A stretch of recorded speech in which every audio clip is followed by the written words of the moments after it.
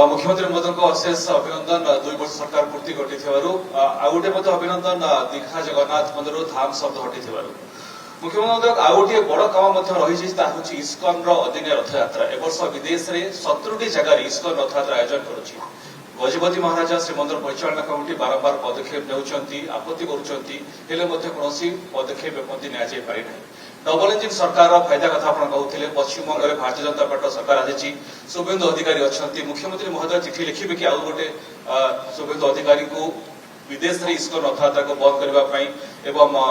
प्रधानमंत्री राष्ट्रपति को समय मगा जाइए मुख्यमंत्री कौन भूमिका रही ओडिया अस्मिता आधार थिला बीजेपी क्षमता को आसवाई। धन्यवाद प्रधानमंत्री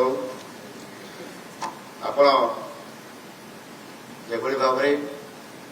ओडिया अस्मितार कथा महाप्रभु श्री जगन्नाथंकर धाम पुरी धाम को लेकर जो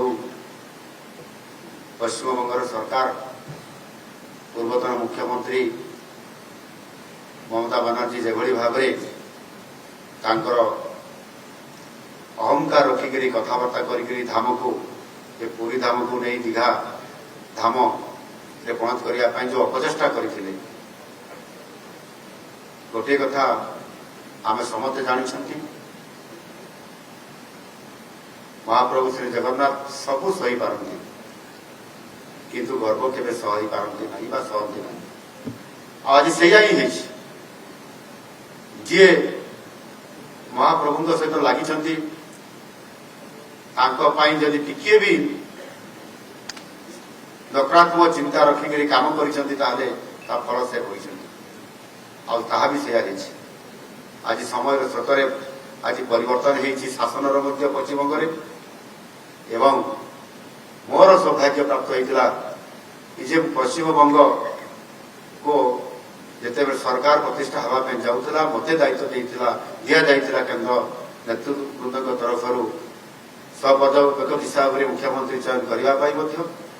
शपथ पाठ उत्सव में भाग ना मुख्यमंत्री सहित भावर आदान प्रदान करने सहित आलोचना आगुरी होता केवल गोटे आवश्यकता थिला अनौपचारिक भाव में चिठी देवार चिठीर भी महत्व अच्छी चिठीर भी गुरुत्व अच्छी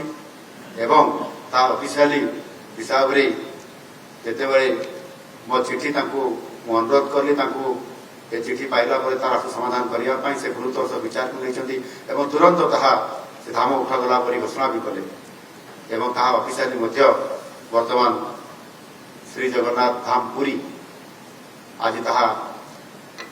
4.5 कोटी ओडिया जो ओडिया अस्मितार कथा महाप्रभु जगन्नाथ जो ये जो प्रश्नवाची लगी जाता जो भाव में हृदय भितर कटारघात कर समाप्त हो भारत वर्षर 4 धाम भितर श्रीक्षेत्र पुरी धाम व श्री जगन्नाथ धाम पुरी आज संपूर्ण भाव में ओडिया अस्मितार प्रतीक हिसाब से आज आम समस्ते निज हृदय आम हाथ रखिक आज खुशी आत्मविभोर होती ठीक से भाव में निश्चित भाव आमर श्रीक्षेत्र प्रभु श्री जगन्नाथ संस्कृति ऐतिह्य परंपरा पर्व पर्वाणी ये स्वतंत्रता अच्छी 12 मास 13 पर्व आम से एभली एक अवसर रे बहु समय जो माने साधारणतः भाव आम धर्मर विरोधी था विधर्मी कह जाए सनातनी विरोधी जो मैंने अच्छा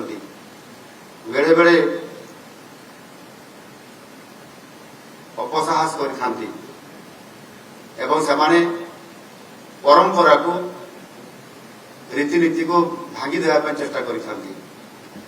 मत लगुच सेमती जे ये जो इस्कन एक अंतर्राष्ट्रीय संस्था एवं जी कि या भितर से रथयात्रा करिवार परंपरागत इस्कन तरफ कर सर्वप्रथम जहा पुरी रे महाप्रभु जगन्नाथ रथयात्रा जो रीतिनीति अनुसार जो समय अनुसार हेबा कथा ताको पालन करने अवसर में आज तार व्यतिक्रम कर ए कथा पुरीर अवस्थापित आमर गजपति महाराजा मध्य उद्वेग प्रकाश करिसेंती। आम मठाधीश गोवर्धन पीठर शंकराचार्य मध्य ए बाबद विभिन्न समय यार